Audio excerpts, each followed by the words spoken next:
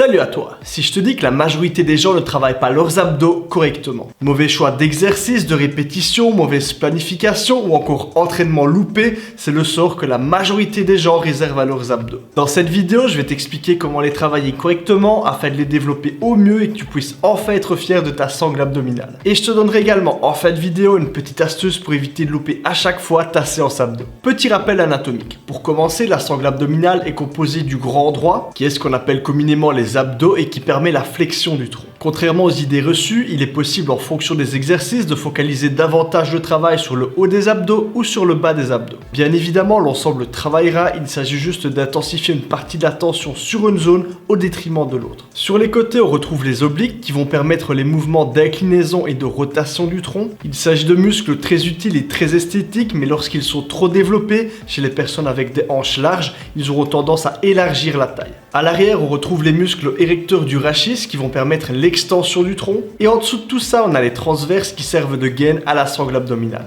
Niveau anatomie, on est bon. La première chose à savoir maintenant pour tes abdos, c'est que si ta masse grasse est trop élevée, ils seront évidemment moins définis. Il s'agit donc d'un muscle pour lequel il est intéressant de conserver un taux de masse grasse correct grâce à sa diète. Cependant, le fait de travailler correctement et régulièrement ses abdos, au-delà de toute diète, va avoir deux gros intérêts. Le premier, c'est que comme tout autre muscle, ils vont prendre du volume. Qui dit abdos plus volumineux, dit également abdos plus visibles, même avec un peu plus de masse grasse. Le deuxième, c'est qu'en les travaillant régulièrement, on va réduire la tendance qu'a le corps à stocker de la masse grasse dans cette zone-là. On remarque souvent que les zones où on stocke le plus de graisse sont les zones qui sont le moins actives. Passons maintenant à une erreur qu'on fait régulièrement sur les abdos, c'est de ne pas les considérer de la même façon que les autres muscles. Si tu as une planification pour les autres groupes musculaires, que tu fais de la surcharge progressive dessus, pourquoi est-ce que tu ne le fais pas pour les abdos? Tes abdos, pour évoluer, ont besoin de la même attention que les autres muscles. Pour ce qui est du choix des exercices, c'est par contre un sujet un petit peu plus compliqué. Le problème, c'est qu'il est difficile d'augmenter sa charge sur la majorité des exercices abdos,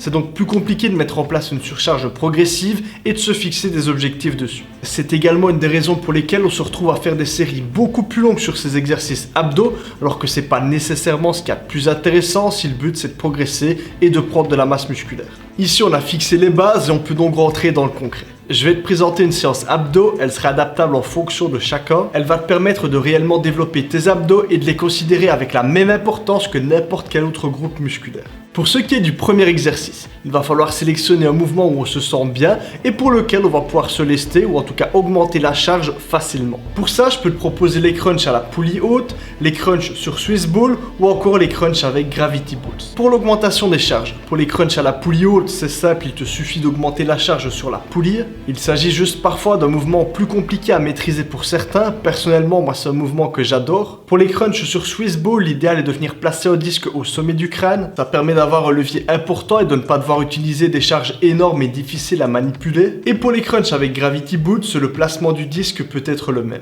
Parmi ces trois exercices, tu vas choisir celui qui te convient le mieux et faire 3 séries de 14 à 20 répétitions. Dès que tu valides les 3 x 20, tu augmentes la charge et tu repasses à 3 x 14. Et ainsi de suite au fil du temps. Ça c'était pour le premier mouvement qui va davantage focaliser le travail sur le haut des abdos. On va ensuite sélectionner un exercice qui va davantage se focaliser sur le bas. Ici, faire la sélection est un petit peu plus complexe étant donné qu'il s'agit d'exercices où il faut généralement plus de force pour les maîtriser correctement. Tu auras donc le choix entre de l'enroulé de bassin au sol, qui est la version facile sans pour autant être si facile que ça. Qu'on soit bien d'accord, sur des enroulés de bassin, le mouvement doit venir des abdos et c'est pas un petit élan des genoux qui doit permettre de monter. Sinon, réellement, si tu te donnes de l'élan, l'exercice en devient 10 fois plus facile et j'exagère pas du tout. Au niveau au-dessus, tu auras des enroulés de bassin à la barre fixe et encore plus compliqué, tu auras du Dragon Flag en dynamique. L'idée ici sera de travailler sur du 8 à 20 reps. La seule différence, étant donné qu'on est sur des mouvements où il est plus compliqué de se lester, lorsque tu auras validé ton cycle, donc que tu seras arrivé aux 20 reps, plutôt que d'augmenter la charge, ce sera presque impossible,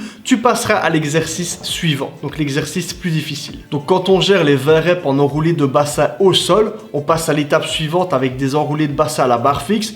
20 reps en enroulé de bassin au sol, c'est pas facile si on les fait bien. Et quand on a réussi à atteindre les 20 reps en enroulé de bassin à la barre fixe, on peut passer au Dragon Flag. Pour le Dragon Flag, il y a toujours la possibilité de se lester avec des petits lestes au niveau des chevilles, mais clairement, quelqu'un qui arrive à faire 3 fois 20 reps là-dessus, il a déjà des abdos surpuissants. Là, on a vu les deux exercices principaux et clairement, juste avec ça et la surcharge progressive, tu pourrais évoluer beaucoup plus vite sur tes abdos qu'avec n'importe quel circuit abdos que tu aurais pu trouver sur le net. À ces deux exercices, tu peux envisager d'ajouter, si tu as encore un petit peu de temps, quelques mouvements de gainage, quelques exercices pour les obliques ou encore du vacuum pour travailler les transverses, voire éventuellement un petit circuit abdos. Ici, le but, ce sera de congestionner pour faire circuler au maximum le sang et les nutriments. Pour cette séance abdos, tu as deux possibilités. Soit tu l'inclus dans ton programme de façon classique, par exemple en faisant pec abdos ou dos abdos, etc.